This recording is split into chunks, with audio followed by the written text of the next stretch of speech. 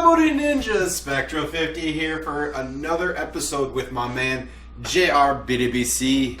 Hi guys. He's back here to teach me a little bit more of cooking. I can cook, but he's got some fun stuff. We're going to be doing some amazing stuff. What will we be doing today? So today I want to make a demi-glaze, and we're going to make a risotto rice with asparagus and a tenderloin that is wrapped in bacon, seared off. And it's just going to be a wonderful sauce and compilation together. You mentioned bacon, and I just started drooling. So I'm okay with this. Bacon's one of the wonderful things of life. Not sure what a demi-glaze is, but okay. So I want to give a little start by doing a little reference to stock. So demi-glaze is essentially a stock, a beef stock, veal stock, or brown stock that is reduced to the point where it's au sec, or will coat the back of a spoon. So if you take a spoon, dip it in, you should be able to draw a line on it with your finger, and it should not close up Immediately? No, at all. Oh, so it's almost kind of like a molasses-y kind of feel? Really thick, yeah, texture. Molasses kind of thickness, yes. Caramelized, almost. Kind of. And with that, I make my own beef stock. There's not really a point to buy stuff with his allergies. That is a wonderful thing as well. Anything you see me cook and eat on here, you guys can say is gluten-free, because I do have celiac disease, so... And I'm going to make sure to do that as well. Getting sick is not fun.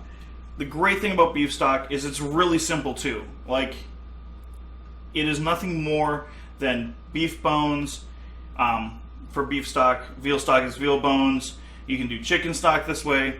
You take vegetables, celery, onions, carrots, cut them up, a can of tomato paste, throw it all together, and roast it in the oven until everything is brown. Then you just take those bones out, throw them in a big gigantic pot, add cold water to it, bring it all to a boil, and then drop it to a simmer and let it cook for about 4 hours. You don't even have to maintain it. You just skim the stuff off the top once in a while. So easy. Easy stuff. So when you're buying that little itty-bitty box of chicken or beef broth in the store, remember, you can do it yourself if you have the time. And it's a hell of a lot cheaper. I spent $20 on almost 10 gallons of it. Yeah, you spend like $5 on a little itty-bitty box. 8 ounces. Yeah. All right, so you pre-made a little bit of the stock for us because obviously we don't have 4 hours. Right. What is going to be our first steps that we're going to be doing here? Because obviously we're going to cut because we're not going to sit here and watch it just simmer down to its consistency. So I freeze stock when I'm not using it. I just put a couple of my frozen chunks into this pot here. We brought it up to temperature so that it thawed, and we're just going to reduce it until it's au sec. And we'll bring you guys back in for that point. All right, we will see you guys then. Welcome back, everybody. We've got everything set up here. We kind of got everything flying. We've got stages to show you. My mouth is drooling. I made him hungry with setting up the display for you guys. That's right, I gives you.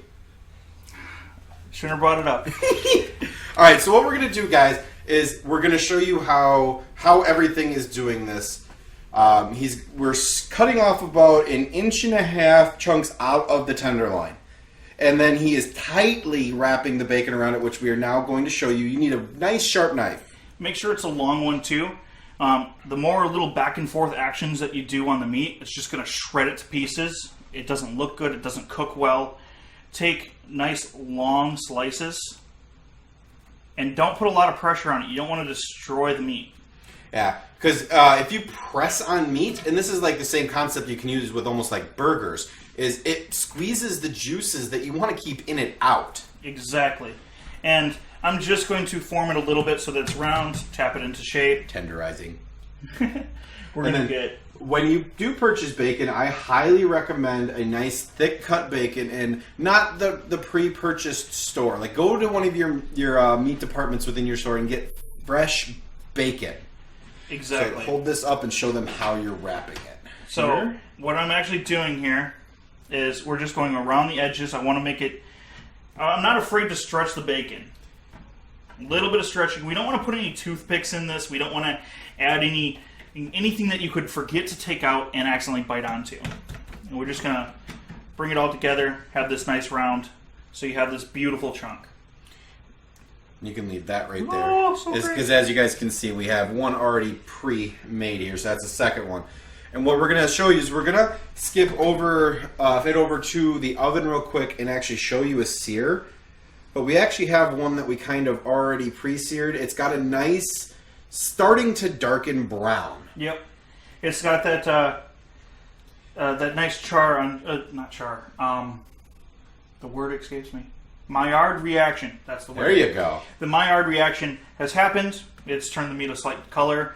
We haven't cooked around the outside. We just seriously bring our pan up to heat. Drop a little bit of oil in the pan. And drop it on. Make sure you let that pan heat. I haven't turned the heat up. I haven't turned the heat down.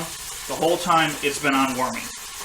Yeah, you want it hot because this is not a slow cook. You want to sear the sides because what it does is locking in all the flavor, all the juices, because we're going to bake it. Not to mention making it look absolutely gorgeous. You mean like me? He is a gorgeous piece of meat. He just called me a piece of meat. You sound so offended to that, but I know you love it. Oh, all right. So we're going to finish up these real quick, cut them all up, and I believe we're going to bring them back for a quick sear. Yeah, we're going to cut over here to just so you guys can see a quick sear. Close up. Yeah. I know. But we're going to cut over quick to the pan, guys, so see you in a split second. Alright, guys. So we're over here. We got a nice look at the pan. It's super hot. I'm actually surprised the oil's not smoking. We have it turned up as high as we can get everything, and we're just going to start placing them in. I don't want to flood the pan with too many of these. Yeah, because doesn't it disperse the heat a little too much? Exactly. So I'm only going to do maybe one or two at a time so that we don't lose too much of the heat from the pan. Yep. Now, normally in my universe, in my kitchen, I would have used a cast iron pan, but any pan works. This is proof of concept. Yep, because this is just your basic T-fil pan, basically, your Teflon pan. You just want to make sure that you get it as hot as possible for this scenario. So we'll let these sear off for a couple minutes in here. That sizzle sound, so awesome! Makes you drool just hearing it. Definitely. And it doesn't hurt that the gorgeous bacon wrapped around it is just popping that color. And as you can see on the other sides here, guys, we have sauce for the basic sauce is right down here. We've got the risotto sauce is in the back that's getting ready. I mean, all sorts of good stuff. Yep, so in the front here, we actually have our demi-glaze at almost stage 2 at this point. At this point, it's thick enough, you can see, versus the standard stock. Yeah, it's water. This is more of a Paste. Yeah. And this is only part 1. After it gets a little bit thicker, like I said, that O-stack, I'm going to take and we're going to add the red wine. And it's equal parts red wine and stock. So now, however much stock that we added originally, which I added about, I would say, maybe 5 cups, I think. It's probably more than that, but... the stock is based on how much you need. Exactly. And we're going to add equal parts red wine to that and then reduce it again. I'll show you what it looks like after we add the red wine. But it is, I think, about time to flip our little tenderloin here. So we'll come in and I'll show you that nice.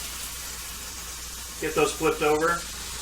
Beautiful, beautiful. You see how they got the nice little singe to them, guys?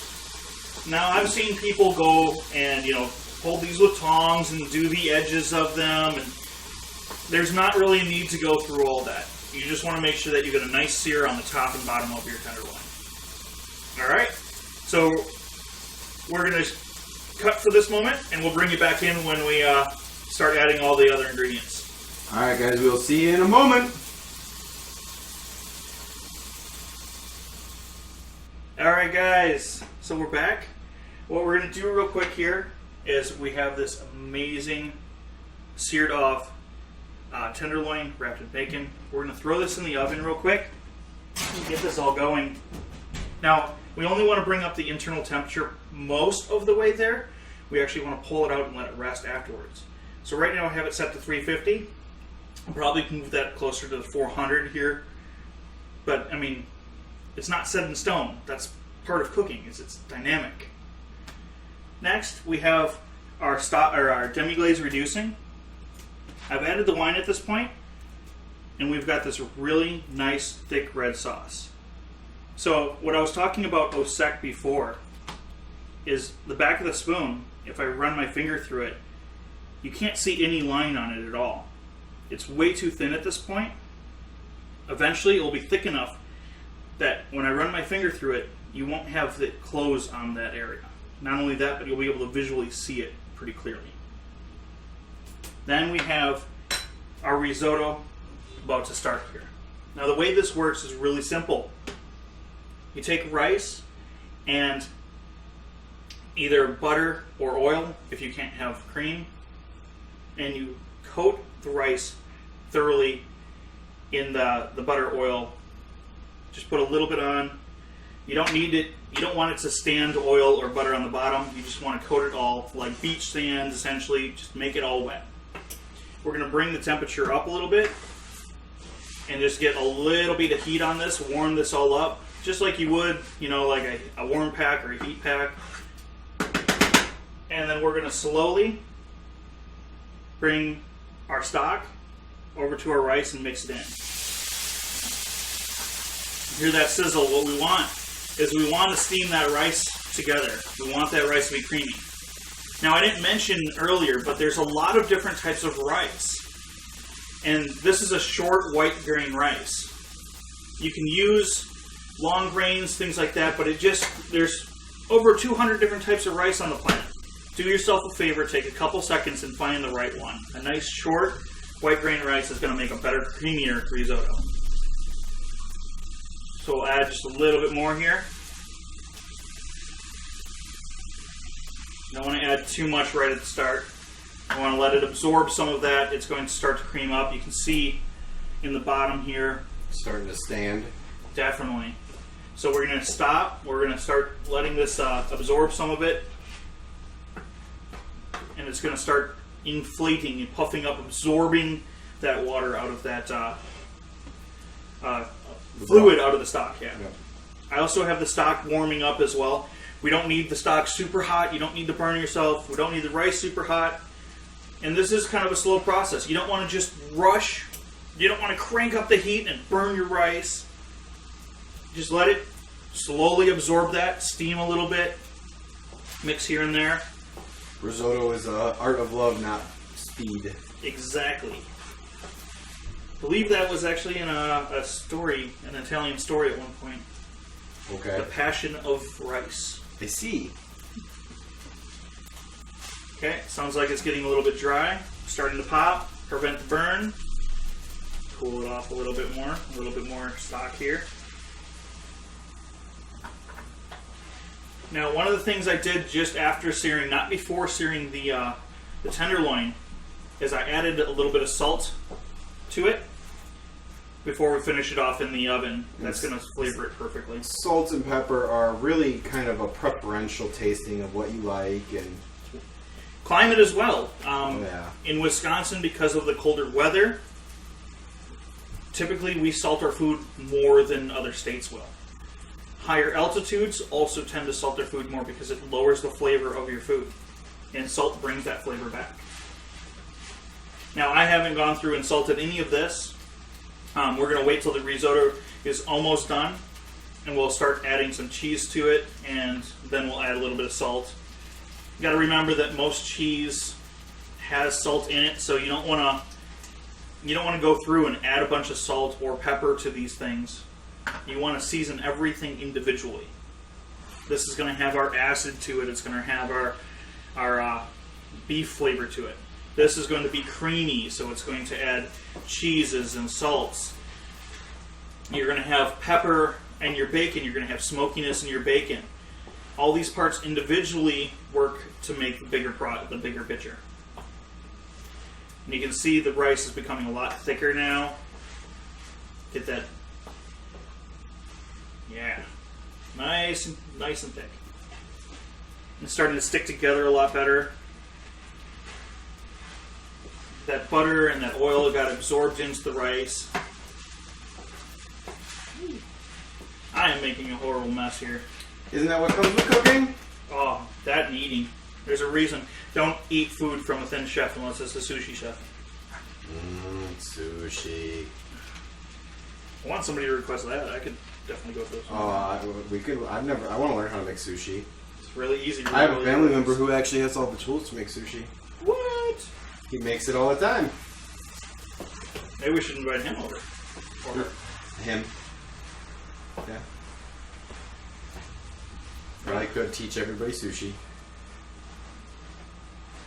I never was a big fan of rolls. I'm a huge fan of sashimi. I like to eat by my sashimi.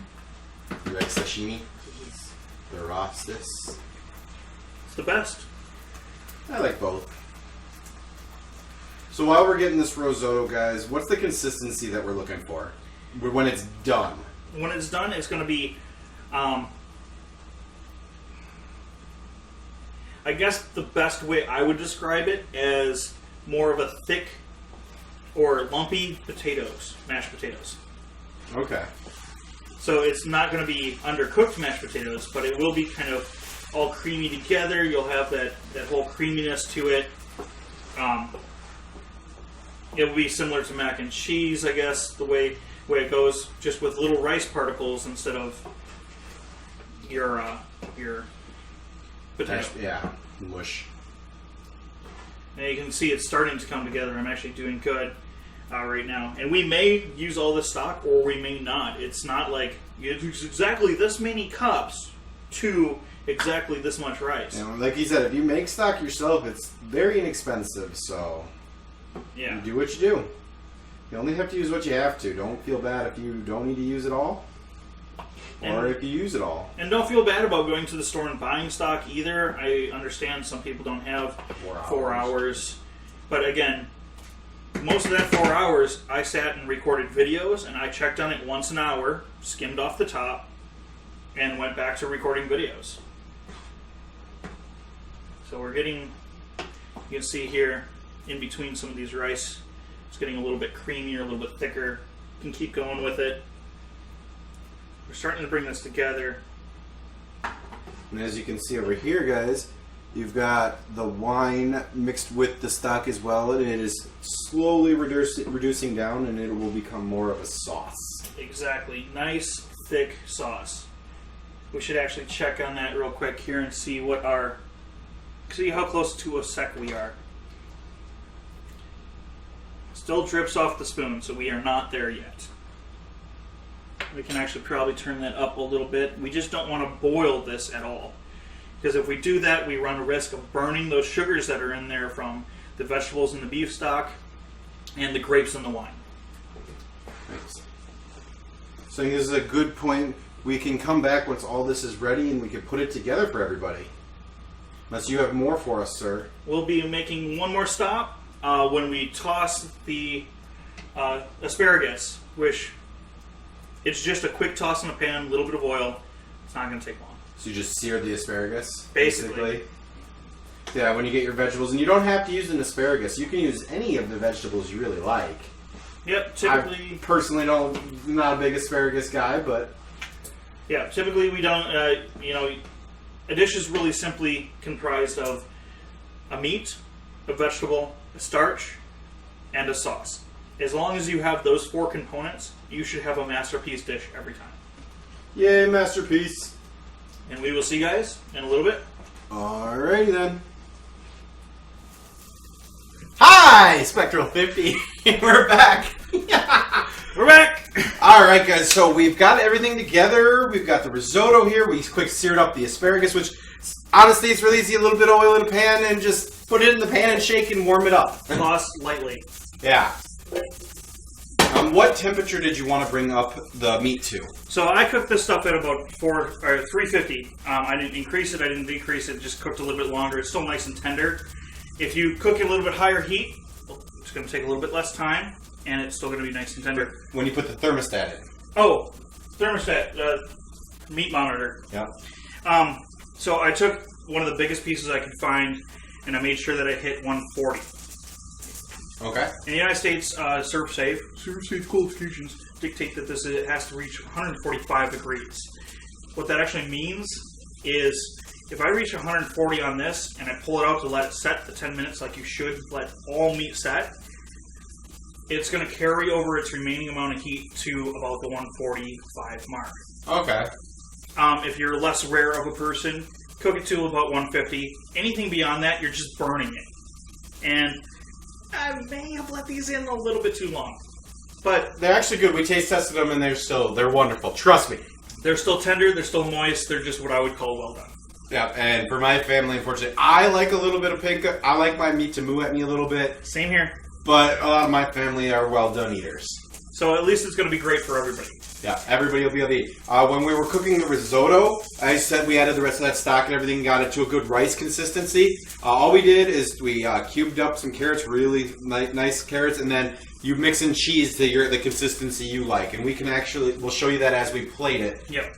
And that's what we're actually going to do. We're going to show you. We're going to plate up 5 plates, and with the sauce that's all ready to go, you'll see the consistency. And I'll show you the Osek sauce as well, so you can see exactly what that looks like. Yeah, we'll bring that up to the camera a little closer so you guys can see that. And remember, whenever you're talking about, just toss these here so they don't overcook. Whenever you're talking about blanching and or boiling anything, make sure that the water is salty like the sea. If you can taste it, and it tastes like the ocean water, you're good. Because that is only going to impart a small amount of salt into those vegetables. When you drain off that, all the rest of that's going to go away. Okay, so you want salty water if you're going to boil that way. Yes. All right, so let's start plating. What are we going to do first? So the first thing I personally like to do is get down your bases. Yeah, you need your risotto base. Yeah. So if I'm going to stack, like I'm going to stack on this one, we're going to get a nice amount of risotto. We want to make it look presentable into a nice little mound. Onto a plate. I don't want it overbearing. Obviously, if you want more, I've made plenty for people. Come back for seconds. But for making a beautiful plate, I want to make sure that there's not too much. It's not going to overpower everything else on the plate. Everything's still going to have its own place. Some people don't like touching food. Oh yeah, trust me, I understand. I know somebody who, if their food touches, they won't eat it. They won't. But I mean, a big part of this is us both being Americans. We understand as we kind of watch it is portions are key, and in America, over portions happens way too often, and that's why you control it like this. And I realize that this looks like a lot to a lot of people in the world, but the reality of it is, it's nothing to Americans. And at the other side, this is a fruit or the starch in a vegetable. You want majority of your dish made up of starch and vegetables. It shouldn't. I have some rather large tenderloins here. I should have more rice, more vegetables than I do tenderloin. In some cases, we may be close. There are a couple of larger ones there. Now, keep in mind, other people in other parts of the world, or if I was cooking for a fancy restaurant, they would be typically a little bit smaller portion size, but they would be still just as delicious. I have this wonderful fork to help me with the plating design. No whispering. Ah! Yeah, this is you guys, when you're cooking this, if you're following along, it smells so good. We've been hungry for like the last half the time we've been cooking this. We're like, can we eat yet? Can we eat yet? Can we eat yet? The downside about cooking the way that we do for videos, which you guys have a little bit better advantage on your side because you won't be doing it the way that we are doing it, each individual item at a time. The advantage to you guys is you can kind of snack along the way. We didn't get that chance because we whipped up everything individually. Yep, so that we could show you guys everything. And when with these asparagus, you put a little oil in there, a little bit of sesame seeds, and you just crispy. Yep.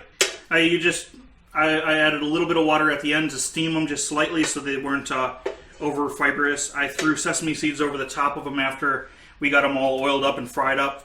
Again, we use a nice vegetable oil so that we don't have a heavy, greasy mess. And again, kind of like the sear, super high heat, super short period of time. You can grill them. That works really wonderful too. Grilling everything is wonderful. I'm a griller, guys. Just wait until we get to do some grilling. He's going to teach us that part because I'm not that great. Last asparagus I did on the grill, I burnt. I'm not a super professional griller by any means, guys, but that's my thing. I love grilling. Give me some. If we're gonna go this summer, we're gonna go classic American episodes. We're gonna go some amazing brats, burgers. I mean, you can grill anything from shrimp. You can grill vegetables. I mean, all sorts of stuff. I got a shrimp recipe for us that we can try. A big part of it is just having the right tools, because if you can get a basket made just with some aluminum foil. Nice. All right, so we got our tenderloins here, and you notice that as I'm plating these, or maybe you don't, but as I'm plating these here, we have a portion of this plate on every single one of them open. And we'll show that to you guys when I bring the plate up to the camera. There's a very good reason for this, and we need a place for our sauce. It is fine to place the sauce on top of other things, but not everybody's going to like or want a sauce on their stuff. So everybody's tastes are different, but you give the option because you use this side and you glaze the sauce on the plate, and people can use it to dip and kind of rub it on. Exactly, and then at the same time, it's going to give this beautiful consistency to our food as well. So, actually, if I could have you hold. Oh, he's actually letting me do something. This is like amazing.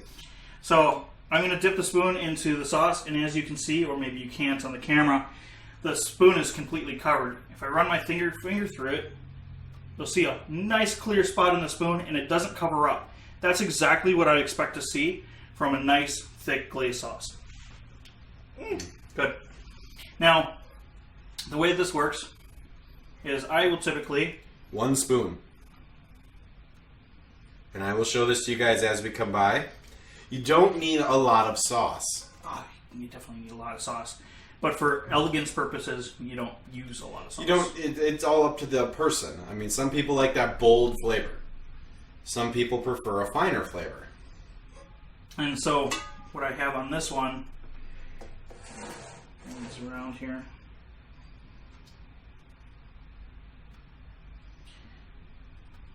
I'm basically creating, I would say, more of a music note, if at all possible. I mean, on the plate. It's got a little puddle for the sauce, so that you can have a little extra sauce, and then it's got a nice little curve to it.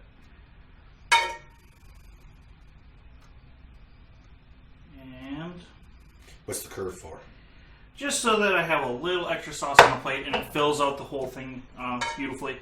It's whatever design you want. If I use my squeeze bottle, which I have a squeeze bottle that I fill with juices and sauces and flavorings, you can make it look a little bit nicer and than what I'm doing here. And the other thing is, I can make a thicker sauce, and I can actually put dots around the plate and do all kinds of crazy designs and patterns. Presentation. In Disney, they put Mickey Mouse on the plate using mustard and ketchup for the kids in little dot formations around the plate, so you have this beautiful elegance to it. Different restaurants do different things. One of the things you want to talk about crazy restaurant experiences. Straighten this one out a little bit. Crazy restaurant experiences in a restaurant out in Colorado. Ooh, I'll take this back from you.